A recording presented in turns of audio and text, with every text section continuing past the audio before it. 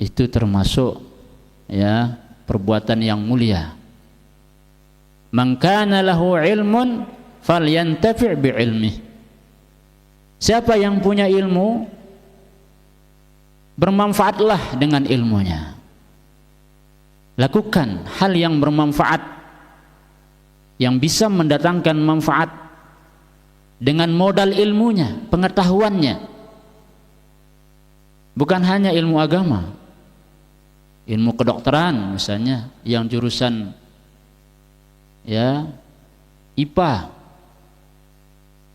Sudah lama dia belajar sehingga dia menguasai ilmu IPA, ilmu kedokteran. Kemudian setelah dia menjadi dokter, dia mengajar, dia ajarkan kepada murid-muridnya. Kemudian dia buka praktik, menerima orang-orang yang mengadukan sakitnya. Dia bantu lewat pengobatan.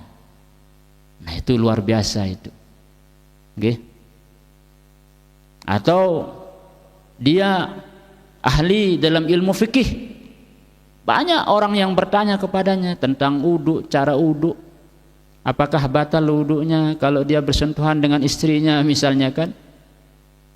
Oh, batal katanya. Karena kita ini bermazhab Syafi'i. Bersentuhan dengan istri itu batal. Kita bukan bermazhab ya Maliki atau Hanafi. Kalau mazhab yang lain kan tidak batal.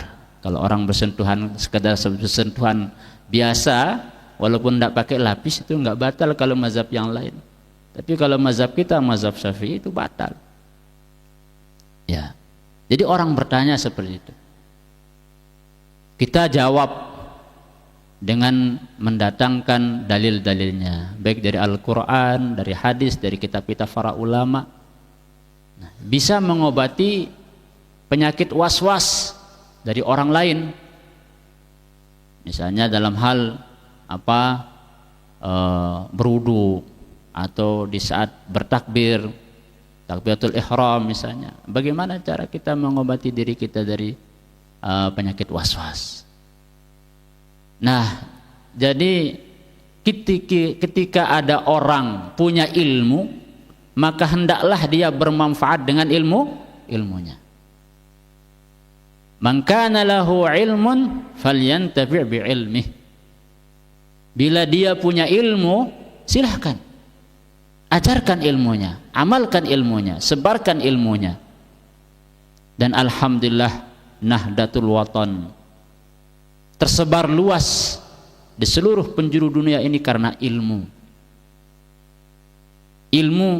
yang telah diberikan kepada guru besar kita Al-Maghfurullah Maulana Syekh. Kemudian beliau mewariskan ilmu-ilmu itu kepada kita semua. Ya. Itu. Yang kedua, man kana lahu malun falyantafi' bimalih. Kalau orang punya harta, punya uang, punya barang, hendaklah dia bermanfaat dengan hartanya itu. Pelungguh sami niki banyak di antara pelungguh ini orang-orang kaya, orang-orang yang punya ya dunia lah kita katakan. Apakah dia seorang pejabat, seorang pengusaha, seorang ya pedagang? Maka mari kita berjuang dengan rezeki yang Allah berikan kepada kita itu. Jangan menunggu banyak, ya sedikit, tetapi bermanfaat. Sedikit kalau dikumpulkan banyak dia kan. Ya misal pelungguh sami setiap hari Jumat beramal 10.000 per orang misalnya kan. Dari jumlah kita yang banyak ini berapa jumlahnya? Nah itu cara orang menghitung amal jariah. Tidak menghitung dari jumlah yang besar. Karena kalau kita menunggu jumlah yang besar ya sulit keluarnya. Okay? Jadi kita diajak ya beramal jariah dari yang kecil. Kalau dulu ada uang rupiah 25 rupiah mungkin bisa kita pakai. Sekarang kan sudah nggak ada pemakaiannya. ya. Ya minimal 1.000, 2.000, 5.000, 10.000. Lagu munalue kan ya banyak manfaatnya nggih untuk pembangunan masjid, pembangunan pondok, pembangunan kantor dan sebagainya. Nah itu. Wa man kana lahu fikrun falyantafi' bi fikrihi. Siapa yang punya ide, punya pikiran, maka hendaklah dia ikut berjuang dengan pikirannya. Apalagi kalau dalam dunia politik, Bapak Ibu sekalian nggih, mun kurang-kurang pakar politik memainkan perannya dalam dunia politik, nah sulit juga kita Jadi perlu pakar-pakar. Ya. Kalau dalam hal pembangunan, dia seorang arsitek, dia bisa tahu mana bangunan yang bagus, mana yang enggak bagus, yang kuat, yang tidak kuat. Jangan sampai kita membangun gedung setelah 1 tahun 2 tahun runtuh. Nah kan bahaya seperti itu. Jadi ada orang yang memang perannya tukang konsep, punya ide, dia punya ilmu, dia bisa tahu mana yang kira-kira bangunannya itu kuat atau tidak kuat. Tahu dia. Walaupun dia jarang pakai tangannya kerja, tapi dia pakai pikirannya. Oh, harus begini katanya. Oh, pilarnya harus begini, tingginya begini, besarnya begini, jaraknya ini. Ya, dia pintar ilmu matematika, ilmu ngitung, ilmu ngukur.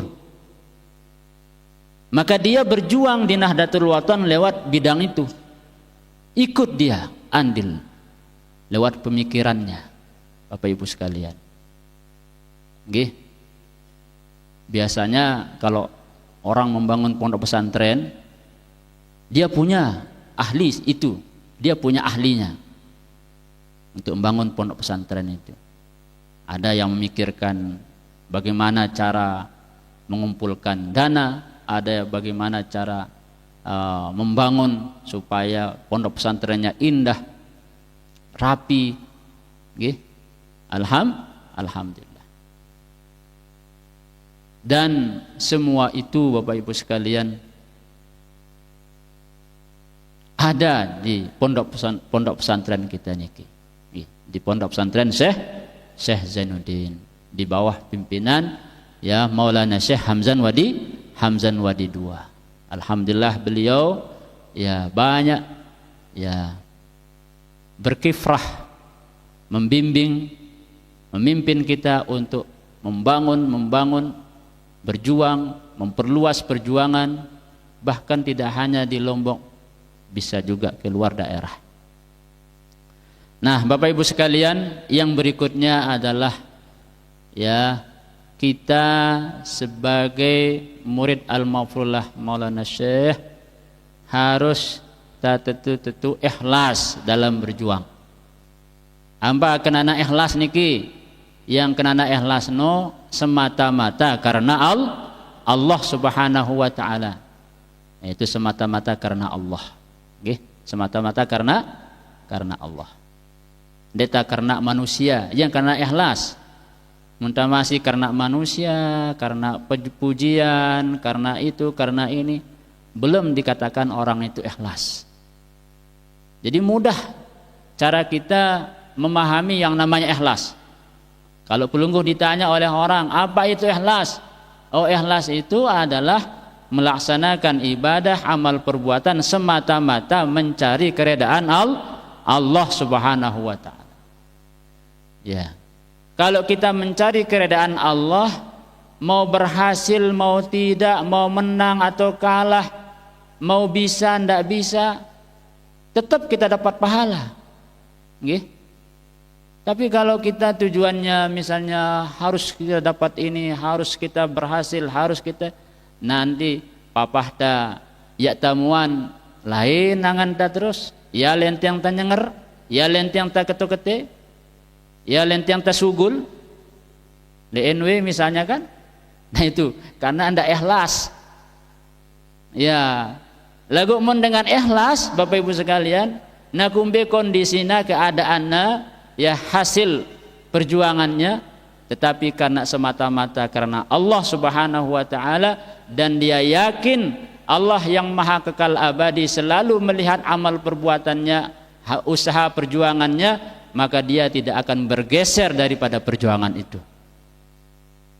Mau diposisikan sebagai apa, dia tidak akan bergeser. Mau perannya seperti apa, yang penting dia bermanfaat seperti yang Tiang sampaikan tadi. Sekecil apapun perjuangan seseorang, tapi kalau itu mendatangkan manfaat untuk Nahdlatul Wathon, insya Allah dia akan mendapatkan pahala di sisi Allah Subhanahu wa taala. Ya. Nah, jadi Bapak Ibu sekalian, sangat sederhana. Nah, kemudian di dalam berjuang, ya, kita harus tetap ingat jasa-jasa guru-guru kita, terutama guru besar kita Al-Mafrullah Maulana Syekh. Okay. Waalaikumsalam.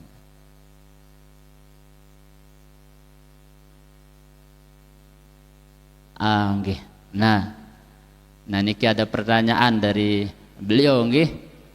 Ya, ada pertanyaan dari Pak Putuan niki. Jadi kalau kita ikhlas dalam berjuang, Bapak Ibu sekalian, maka kita akan tetap teguh, apalagi ditambah lagi dengan keyakinan. Guru besar kita Al-Mafrullah Maulana Syekh, ya, beliau mengajarkan kita supaya kita tegak teguh pendirian, tegak teguh pendirian, taat pada pimpinan.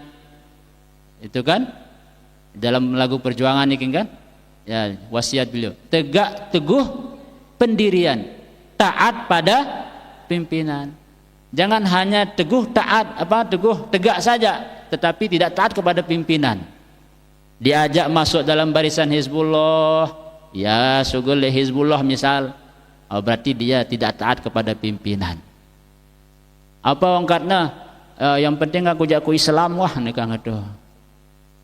Ya, kamu nanganong kat peja mbak, dekat di pula kita mata apa-apa menanganong kat aja, nggih.